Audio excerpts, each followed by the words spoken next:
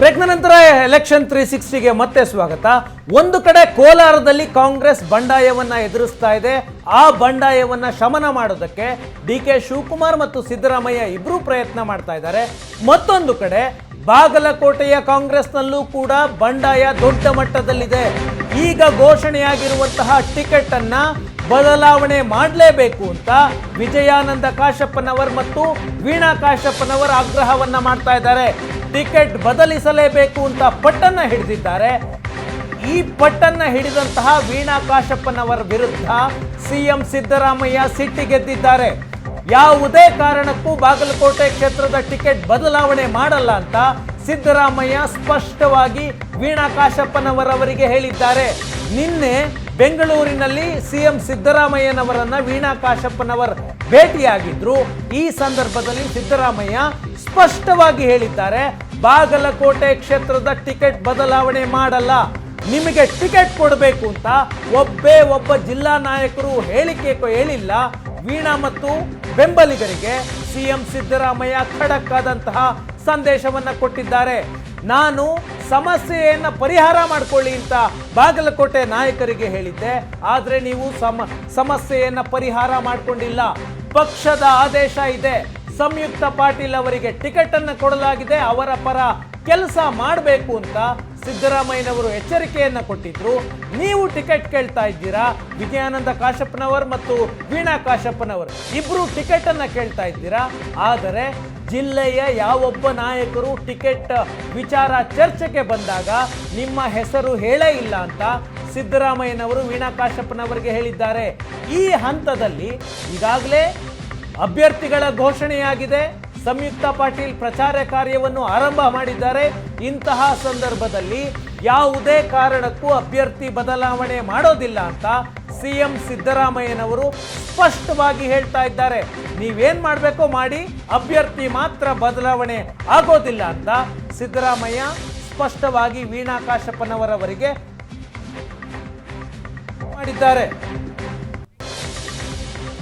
ವೀಣಾ ಕಾಶಪ್ಪನವರಿಗೆ ಸಿದ್ದರಾಮಯ್ಯನವರು ಈ ರೀತಿಯಾದಂತಹ ಒಂದು ಖಡಕ್ ಎಚ್ಚರಿಕೆಯನ್ನ ಕೊಟ್ಟ ನಂತರ ಬೆಂಬಲಿಗರು ಹೊರಗಿನವರಿಗೆ ಟಿಕೆಟ್ ಯಾಕೆ ಕೊಡ್ತಾ ಇದ್ದೀರಾ ಅಂತ ಆರೋಪವನ್ನ ಮಾಡ್ತಾ ಇದ್ದಾರೆ.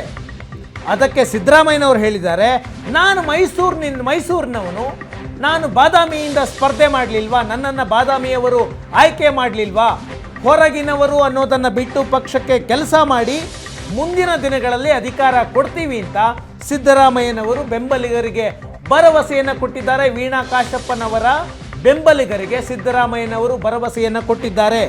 ನಿರ್ದಿಷ್ಟ ಹುದ್ದೆ, ಇಂಥದ್ದೇ ಹುದ್ದೆಯನ್ನು ಕೊಡ್ತೀನಿ ಅಂತ ನಾನು ಹೇಳೋದಕ್ಕೆ ಸಾಧ್ಯ ಇಲ್ಲ. ಯಾವುದಾದ್ರೂ ಹುದ್ದೆಯನ್ನು ನಾವು ಕೊಡ್ತೀವಿ. ಸಿಎಂ ಈ ರೀತಿಯಾಗಿ ಪ್ರತಿಕ್ರಿಯಿಸಿದ್ದನ್ನ ನೋಡಿ ವೀಣಾ ಕಾಶಪ್ಪನವರ್ ಸಿದ್ದರಾಮಯ್ಯನವರ ಮುಂದೆಯೇ ಕಣ್ಣೀರು ಹಾಕಿದ್ರು. ಆರಂಭದಲ್ಲಿ ಸಂಯುಕ್ತ ಪಾಟೀಲ್ ಅವರಿಗೆ ಟಿಕೆಟ್ ಘೋಷಣೆಯಾದಾಗಲೂ ಸಂದರ್ಭದಲ್ಲೂ ಕೂಡ ಮಾಧ್ಯಮದ ಮುಂದೆ ಕಣ್ಣೀರನ್ನ ಹಾಕಿದ್ರು. ಆ ದೃಶ್ಯಗಳು ಸುವರ್ಣ ನ್ಯೂಸ್ನ ಸ್ಕ್ರೀನ್ ಮೇಲೆ ಹೋಗ್ತಾ ಇದೆ. ಸಿದ್ದರಾಮಯ್ಯನವರ ಸಭೆ ನಂತರ ಕಣ್ಣೀರು ಹಾಕಿಕೊಂಡು ವೀಣಾ ಕಾಶಪ್ಪನವರ್ ನಿನ್ನೆ ಸಭೆಯಿಂದ ತೆರಳಿದ್ದಾರೆ. ಇದಾದ ನಂತರ ಇವತ್ತು ವೀಣಾ ಕಾಶಪ್ಪನವರು ಮಾತನಾಡ್ತಾ ಇದ್ದಾರೆ.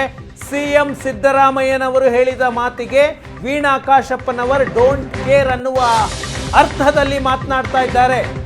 ಸಿಎಂ ಸಿದ್ದರಾಮಯ್ಯನವರ ಸಂಧಾನಕ್ಕೆ ವೀಣಾ ಕಾಶಪ್ಪನವರ್ ಬಗ್ತಾ ಇಲ್ಲ. ಸಿದ್ದರಾಮಯ್ಯನವರ ಎಚ್ಚರಿಕೆಗೆ ವೀಣಾ ಕಾಶಪ್ಪನವರ್ ಬಗ್ತಾ ಇಲ್ಲ. ಪಕ್ಷದ ಎಲ್ಲ ಹುದ್ದೆಗಳಿಗೂ ರಾಜೀನಾಮೆ ಕೊಡ್ತೀನಿ ಅಂತ ವೀಣಾ ಕಾಶಪ್ಪನವರ್ ಹೇಳ್ತಾ ಇದ್ದಾರೆ. ವೀಣಾ ಕಾಶಪ್ಪನವರ್ ರಾಜ್ಯ ಕಾಂಗ್ರೆಸ್ನ ಮಹಿಳಾ ಘಟಕದ ಉಪಾಧ್ಯಕ್ಷೆ. ಎಲ್ಲ ಹುದ್ದೆಗಳಿಗೆ ರಾಜೀನಾಮೆ ಕೊಡ್ತೀನಿ, ಪ್ರಚಾರದ ಹುದ್ದೆಗೂ ರಾಜೀನಾಮೆ ಕೊಡ್ತೀನಿ, ಚುನಾವಣೆ ಸಂದರ್ಭದಲ್ಲಿ ನಾನು ಸಂಯುಕ್ತ ಪಾಟೀಲ್ ಅವರ ಪರ ಕೆಲಸ ಮಾಡೋದಿಲ್ಲ ಅಂತ ವೀಣಾ ಕಾಶಪ್ಪನವರು ಹೇಳ್ತಿದ್ದಾರೆ. ಸಂಯುಕ್ತ ಪಾಟೀಲ್ ಶಿವಾನಂದ್ ಪಾಟೀಲ್ ಅವರ ಮಗಳು, ಸಚಿವ ಶಿವಾನಂದ್ ಪಾಟೀಲ್ ಅವರ ಮಗಳು. ಇವರಿಗೆ ಟಿಕೆಟ್ ಕೊಟ್ಟಿದ್ದಕ್ಕೆ ವೀಣಾ ಕಾಶಪ್ಪನವರ್ ಮತ್ತು ಶಾಸಕ ವಿಜಯಾನಂದ ಕಾಶಪ್ಪನವರವರ ವಿರೋಧ ಇದೆ. ನಾನು ಕಾಂಗ್ರೆಸ್ನ ಎಲ್ಲ ಹುದ್ದೆಗಳಿಗೂ ರಾಜೀನಾಮೆ ಕೊಡ್ತೀನಿ ಅಂತ ವೀಣಾ ಕಾಶಪ್ಪನವರ್ ಇವತ್ತು ಹೇಳ್ತಾ ಇದ್ದಾರೆ. ಸಭೆಯಲ್ಲಿ ಯಾಕೆ ಕೊಟ್ಟಿಲ್ಲ ಅಂತ ಕೇಳಿದಾಗ ಜಿಲ್ಲೆಯಲ್ಲಿ ನಾನು ಓಡಾಡೇ ಇಲ್ಲ, ನನ್ನ ಹೆಸರೇ ಇಲ್ಲ ಅಂತದನ್ನ ಹೇಳಿದ್ರು. ಅದು ಬಹಳ ಬೇಸರ ತಂದಿದೆ ಇವತ್ತು ನನಗೆ. ಸಂಯುಕ್ತ ಪಾಟೀಲ್ ಅವರು ಓಡಾಡಿದ್ದಾರೆ, ಅವ್ರ ಹೆಸರಿದೆ, ಅದಕ್ಕೆ ಕೊಟ್ಟಿದ್ದೀವಿ. ಜಿಲ್ಲಾ ಶಾಸಕರು ನಿಮ್ಮ ಹೆಸರು ಹೇಳಿಲ್ಲ ಯಾರನ್ನು ಕೂಡ, ಆ ಒಂದು ನಿಟ್ಟಿನಲ್ಲಿ ಹೆಸರು ಕೈ ಬಿಡಲಾಗಿದೆ ಅಂತ ಹೇಳಿದರು. ಆದ್ರೂ ನಮ್ಮ ಮುಖಂಡರು ಕೇಳಿದ್ರು ಇವತ್ತು, ಒಂದೇ ಹೆಸರನ್ನ ಯಾಕೆ ಶಿಫಾರಸು ಮಾಡಿದ್ರಿ? ಇವತ್ತು ಜಿಲ್ಲೆಯಲ್ಲಿ ಹಲವಾರು ಜನ 8 ರಿಂದ 11 ಜನ ಅಪ್ಲಿಕೇಶನ್ ಹಾಕಿದ್ವಿ. ಅದರಲ್ಲಿ ಶಾರ್ಟ್ ಲಿಸ್ಟ್ ಅನ್ನ 2 ರಿಂದ 3 ಜನನ ಶಾರ್ಟ್ ಲಿಸ್ಟ್ ಮಾಡಿದ್ರು. ಅದರಲ್ಲಿ ಯಾರಿಗಾದ್ರೂ ಕೊಡ್ಬೋದಿತ್ತಲ್ಲ ಜಿಲ್ಲೆಯವರಿಗೆ. ಹೊರ ಜಿಲ್ಲೆಯವ್ರನ್ನ ತಗೊಂಬಂದು ನಿಲ್ಲಿಸುವಂತ ಅಗತ್ಯ ಏನಿತ್ತು? ಕಾಂಗ್ರೆಸ್ ಬಿಡುವಂತದ್ದಲ್ಲ. ಪದವಿಗಳನ್ನ ಈಗೇನ್ ನನಗೆ ಪದವಿಗಳಿದೆ, ಈಗ ನನಗೆ ಮಹಿಳಾ ಉಪಾಧ್ಯಕ್ಷರನ್ನಾಗಿ ಮಾಡಿದ್ರು, ಜನರಲ್ ಸೆಕ್ರೆಟರಿಯನ್ನಾಗಿ ಮಾಡಿದ್ರು. ಆ ಪದವಿಗಳಲ್ಲಿ ಸಾಕಷ್ಟು ಕೆಲಸವನ್ನ ಮಾಡಿದ್ದೀನಿ. ಇವತ್ತು ದುಡಿದಿದ್ದಕ್ಕೆ ಎಲ್ಲೋ ಒಂದತ್ರ ನಾಯಕರು ಹೇಳ್ತಾ ಇರ್ತಾರೆ, ದುಡ್ದಿದ್ದಕ್ಕೆ ಕೂಲಿಯನ್ನ ಕೊಡಬೇಕು, ದುಡ್ದಿದ್ದಕ್ಕೆ ಕೂಲಿ ಸಿಗಬೇಕು ಅಂತೇಳಿ. ದುಡ್ದಿದ್ದಕ್ಕೆ ಕೂಲಿನೇ ಸಿಕ್ಕಿಲ್ಲ ಅಂತಂದ್ರೆ ದುಡಿಮೆ ಮಾಡಿ ಏನು ಉಪಯೋಗ? ಸಭೆಯಲ್ಲಿ ಯಾಕೆ ಕೊಟ್ಟಿಲ್ಲ ಅಂತ ಕೇಳಿದಾಗ ಜಿಲ್ಲೆಯಲ್ಲಿ ನಾನು ಓಡಾಡೇ ಇಲ್ಲ, ನನ್ನ ಹೆಸರೇ ಇಲ್ಲ ಅಂತದನ್ನ ಹೇಳಿದ್ರು. ಅದು ಬಹಳ ಬೇಸರ ತಂದಿದೆ ಇವತ್ತು ನನಗೆ.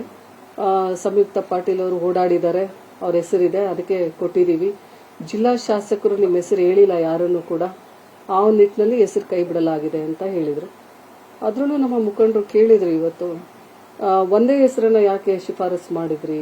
ಇವತ್ತು ಜಿಲ್ಲೆಯಲ್ಲಿ ಹಲವಾರು ಜನ 8 ರಿಂದ 11 ಜನ ಅಪ್ಲಿಕೇಶನ್ ಹಾಕಿದ್ವಿ. ಅದರಲ್ಲಿ ಶಾರ್ಟ್ ಲಿಸ್ಟ್ ಅನ್ನ 2 ರಿಂದ 3 ಜನನ ಶಾರ್ಟ್ ಲಿಸ್ಟ್ ಮಾಡಿದ್ರು. ಅದರಲ್ಲಿ ಯಾರಿಗಾದ್ರೂ ಕೊಡ್ಬೋದಿತ್ತಲ್ಲ ಜಿಲ್ಲೆಯವರಿಗೆ. ಹೊರ ಜಿಲ್ಲೆಯವ್ರನ್ನ ತಗೊಂಬಂದು ನಿಲ್ಲಿಸುವಂತ ಅಗತ್ಯ ಏನಿತ್ತು? ಕಾಂಗ್ರೆಸ್ ಬಿಡುವಂತದ್ದಲ್ಲ. ಪದವಿಗಳನ್ನ ಈಗೇನ್ ನನಗೆ ಪದವಿಗಳಿದೆ, ಈಗ ನನಗೆ ಮಹಿಳಾ ಉಪಾಧ್ಯಕ್ಷರನ್ನಾಗಿ ಮಾಡಿದ್ರು, ಜನರಲ್ ಸೆಕ್ರೆಟರಿಯನ್ನಾಗಿ ಮಾಡಿದ್ರು. ಆ ಪದವಿಗಳಲ್ಲಿ